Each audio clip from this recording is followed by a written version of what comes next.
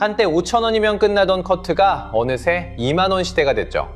그런데 충격적인 건 이렇게 가격이 4배나 뛰는 동안 정작 미용실들은 줄줄이 문을 닫고 있다는 겁니다. 미용실은 한국에서 가장 안 망하는 업종 1위였습니다. 생존율 91.1%. 그야말로 무너질 수 없는 업종이었죠. 그런데 지금 하루 34곳씩 셔터를 내리고 있습니다. 여러분이 머리 자르며 느낀 그 찜찜함의 정체를 오늘 숫자가 전부 말해줄 겁니다. 그리고 이건 미용실만의 이야기가 아닙니다. 같이 한번 따라가 보시죠. 미용실이 망한다는 말, 사실 좀 이상하게 들리실 겁니다. 머리는 누구나 계속 자라고 한 달에 한 번은 어쩔 수 없이 가야 하는 곳이니까요. 그래서 미용실은 오랫동안 한국에서 가장 안 망하는 업종 1위로 꼽혀왔습니다. 그냥 느낌이 아니라 숫자가 그랬습니다. 창업하고 1년 뒤까지 살아남는 비율이 무려 91.1%였거든요. 우리가 평소 관심 갖는 100가지 생활업종 중에서 단연 1위였습니다. 이게 얼마나 대단한 숫자인지는 다른 업종과 나란히 놓고 보면 바로 와닿습니다. 한때 동네마다 넘쳐나던 PC방은 1년 생존율이 65.8%였습니다. 열의 셋은 한 해를 못 넘기고 문을 닫았다는 뜻이죠. 그런데 미용실은 3년이 지나도 73.4%가 멀쩡히 영업 중이었습니다. 이것도 생활업종 중 1위였습니다. 한마디로 미용실은 무너질 수 없는 업종, 망하는 게 더 이상한 업종이었던 겁니다. 그렇다 보니 너도 나도 미용실을 열었습니다. 지금 전국에 미용실이 몇 개나 있는지 아세요? 약 11만 개입니다. 길 가다 한 집 건너 보이는 그 편의점이 전국에 5만 5천 개 정도니까 미용실은 그 2배가 깔려있는 셈입니다. 그만큼 안전하다고 믿었으니 이렇게까지 늘어난 거죠. 그런데 바로 이 안전 신화에 금이 가기 시작했습니다. 2024년 한 해 동안 문을 닫은 미용실이 13,280곳이었습니다. 그냥 많이 닫은 정도가 아닙니다. 3년 연속으로 역대 최대 폐업 기록을 갈아치우고 있습니다. 2022년에 11,503곳이 닫았고 223년엔 12,646곳, 그리고 2024년엔 다시 그 위를 넘어선 겁니다. 한 번 삐끗한 게 아니라 해마다 더 가팔라지고 있다는 얘기죠. 문제는 이 속도가 지금도 안 멈췄다는 겁니다. 2025년에는 1월부터 8월까지, 그러니까 단 8개월 만에 8,229곳이 사라졌습니다. 날짜로 따지면 하루에 약 34곳입니다. 지금 이 영상을 보시는 동안에도 어딘가의 미용실은 마지막으로 셔터를 내리고 있다는 뜻입니다. 이상하지 않으세요? 분명히 머리값은 계속 비싸졌는데 정작 미용실은 가장 안전하다던 자리에서 가장 빠르게 무너지고 있습니다. 비싼데 왜 망할까요? 머리는 계속 자라는데 왜 사라질까요? 여러분이 미용실에서 느꼈던 그 찜찜함은 그냥 기분 탓이 아니었습니다. 그렇다면 가장 단단했던 이 업종을 대체 누가 먼저 등을 돌리기 시작한 걸까요? 범인은 의외로 우리 자신이었습니다. 가장 단단했던 이 업종에 먼저 등을 돌린 범인이 우리 자신이라면 대체 우리는 무엇 때문에 그렇게 돌아서게 된 걸까요? 답은 누구나 한 번쯤 미용실 의자에 앉아 느껴봤을 그 감정에 있습니다. 바로 비싼데 실력은 그대로 라는 찜찜함이죠. 먼저 가격부터 짚어보겠습니다. 2025년 8월 기준 전국 성인 여성 커트 평균 가격은 19,558원입니다. 2만 원에 가까운 돈이죠.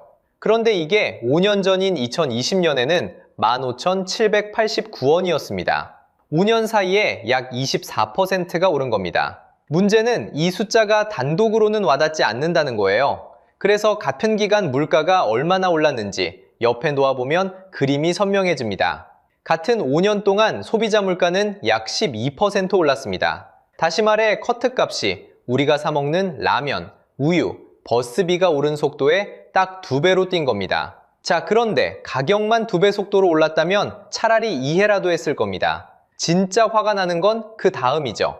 돈은 그만큼 더 내는데 받는 것은 그대로거나 오히려 더 불편해졌다는 점입니다. 댓글창에서 가장 뜨거운 분노가 바로 여기에 몰려 있었습니다. 2가지 장면을 떠올려 보시죠. 첫 번째 장면입니다. 인터넷으로 6만원짜리 시술을 예약하고 갔는데 막상 자리에 앉으니 디자이너가 머릿결 상태를 보더니 이런저런 추가 시술을 권하기 시작합니다. 클리닉을 더하고 케어를 더하고 어느새 영수증에는 18만원이 찍혀있죠.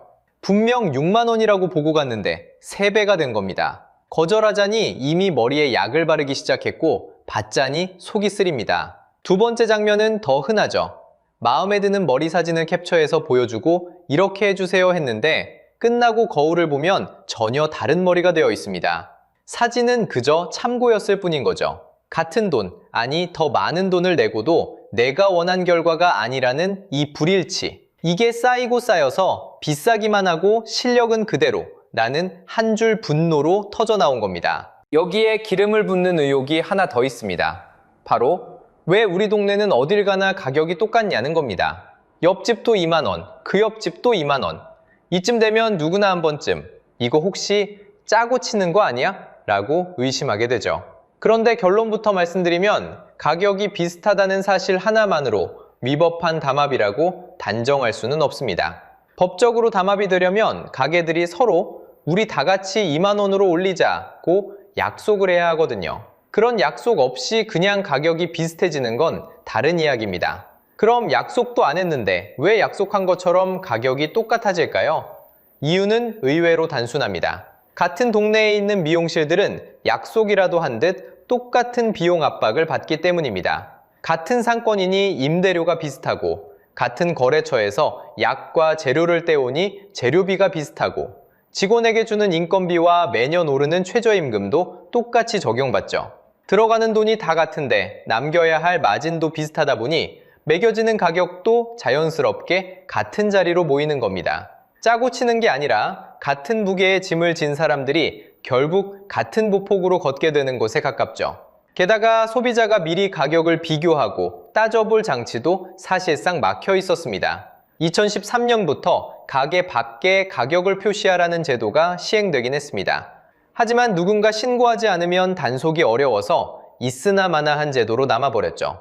결국 소비자는 가격이 왜 이런지 따져볼 정보도 없이 비싼 값을 치르면서 결과까지 불안해하는 상황에 놓인 겁니다. 분노할 만하죠. 그래서 사람들은 더 이상 참지 않기로 했습니다. 미용실에 안 가기 시작한 거죠. 그런데 그 반격이 생각보다 훨씬 셌습니다. 이렇게 비싸기만 하고 못 믿겠다는 마음이 쌓이자 사람들은 더 이상 참지 않기로 했습니다. 방법은 간단했습니다. 미용실에 안 가면 그만이었으니까요. 그런데 그 반격이 생각보다 훨씬 셌습니다. 대표적인 게 바로 다이소입니다. 2025년 다이소가 봉고데기와 브러쉬 고데기를 각각 5,000원에 내놨는데요. 결과는 품절 대란이었습니다. 매대에 깔리기 무섭게 사라졌습니다. 미용실 한번 갈 돈이면 고데기 4개를 사고도 남는 가격이니까요. 사람들은 깨달은 겁니다. 비싼 돈 내고 줄 서서 기다릴 바에야 5,000원짜리 사다가 집에서 직접 해보겠다고요. 이건 고데기 하나로 끝나는 이야기가 아니었습니다. 같은 시기 다이소에서 헤어 가위 매출이 1년 전보다 6% 늘었고 염색약은 무려 20%나 뛰었습니다. 가위를 사서 앞머리를 직접 다듬고 염색약을 사서 집에서 새치를 가립니다. 미용실에서 하던 일을 사람들이 하나둘 자기 손으로 가져오기 시작한 겁니다. 여기서 누군가는 이렇게 생각할 수 있습니다. 그거 잠깐 유행하다 말 거 아니냐고요. 그런데 숫자를 보면 전혀 그렇지가 않습니다. 집에서 쓰는 미용기계, 그러니까 홈케어 기기 시장이 2018년에 약 5천억 원이었는데 2022년에는 1조 6천억 원으로 커졌습니다. 단 4년 만에 3배 넘게 불어난 겁니다. 게다가 이 시장은 2030년이면 약 3조 4천억 원까지 갈 거라는 전망이 나옵니다. 해마다 10% 넘게 자라는 시장이라는 거죠. 반짝하고 사라질 유행이었다면 이런 그래프가 나올 수가 없습니다. 사람들이 미용실을 잠깐 멀리한 게 아니라 아예 내 손으로 한다는 새로운 흐름이 단단한 시장으로 자리를 잡아버린 겁니다. 비싸면 안 가면 그만이라던 그 단순한 생각이 이제는 수조 원짜리 산업이 됐습니다. 손님들 입장에선 통쾌한 일입니다. 더 이상 비싼 가격에 끌려다니지 않아도 되니까요. 그런데 말입니다. 지금까지 말씀드린 건 미용실 위기의 절반밖에 안 됩니다. 진짜 충격은 미용실 안에서 벌어지고 있었습니다. 자, 여기서 우리 모두가 가졌던 한 가지 생각을 짚어보겠습니다. 커트 한 번에 2만 원, 펌은 10몇만 원. 이렇게 비싼데 미용실 원장님들은 돈을 쓸어 담고 있는 거 아니냐는 거죠. 손님 입장에선 너무 당연한 생각입니다. 그런데 숫자를 들여다보면 정말 충격적인 반전이 기다리고 있습니다. 이 미용업 사업체 가운데 한 달에 손해주는 영업이익이 300만 원도 안 되는 곳이 67.7%입니다. 영업이익이라는 게 뭐냐면 손님한테 받은 돈에서 가게 임대료, 머리에 바르는 재료비, 직원 월급 다 빼고 원장님 주머니에 진짜로 남는 돈입니다. 그게 한 달에 300만 원이 안 되는 미용실이 10곳 중 거의 7곳이라는 겁니다. 직원 없이 혼자 운영하는 1인 샵으로 좁히면 이 비율은 69.9%로 더 올라갑니다. 하루 종일 가위 들고 서서 손님을 받았는데 정작 통장에 찍히는 건 300만 원이 안 되는 거죠. 게다가 전국 미용실의 67%는 1년 매출 자체가 5천만 원이 안 됩니다. 그럼 그 밑에서 일하는 직원들은 어떨까요?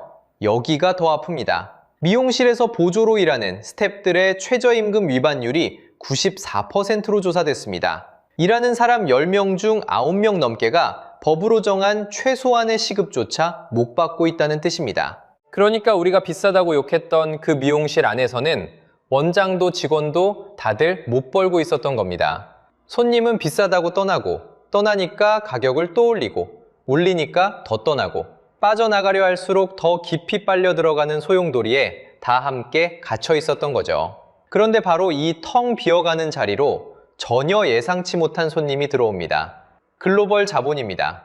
2025년 9월 세계적인 투자 회사인 블랙스톤이 우리가 다 아는 주노 헤어의 지분 70% 이상을 사들이며 경영권을 가져갔습니다. 주노 헤어는 전국의 매장이 약 180개, 일하는 직원만 3,000명에 달하는 회사인데요.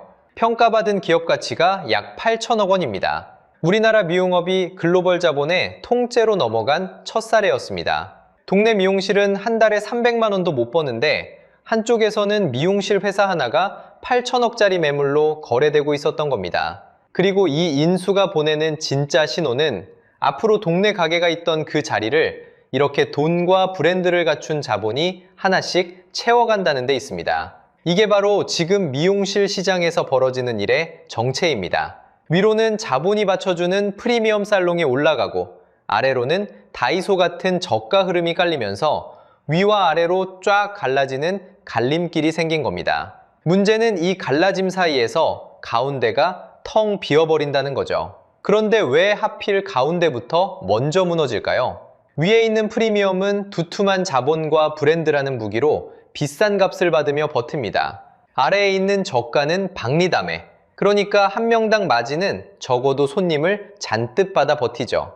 그런데 가운데 낀 평범한 동네 미용실은 내세울 브랜드도 없고 그렇다고 손님을 몰아칠 만큼 싸지도 않습니다. 위로 올라가지도 아래로 내려가지도 못한 채 양쪽 무기를 다 갖지 못한 셈입니다. 그래서 위도 아래도 아닌 적당한 가격의 평범한 동네 미용실, 바로 우리가 늘 다니던 그 미용실이 이 갈림길에서 가장 먼저, 가장 빠르게 사라지고 있는 겁니다. 실제로 국회미래연구원도 지금의 위기를 잠깐 경기가 나빠진 게 아니라 영세한 동네 가게 자리를 자본이 대체하는 구조적 전환기라고 진단합니다. 비싸다는 손님 원망도, 못 번다는 원장님 한숨도 결국은 이 거대한 판가리의 한 장면이었던 셈입니다. 자, 그런데 이게 정말 미용실만의 이야기일까요? 지금까지 본 그림을 다시 정리해 보겠습니다. 비싼데 실력은 그대로라며 손님은 등을 돌리고 정작 원장도 한 달에 300만 원을 못 가져가고 그렇게 비어버린 자리로 거대한 자본이 들어옵니다. 위로는 프리미엄, 아래로는 저가 체인으로 갈라지면서 가운데 있던 평범한 동네 미용실이 가장 먼저 사라지는 거죠.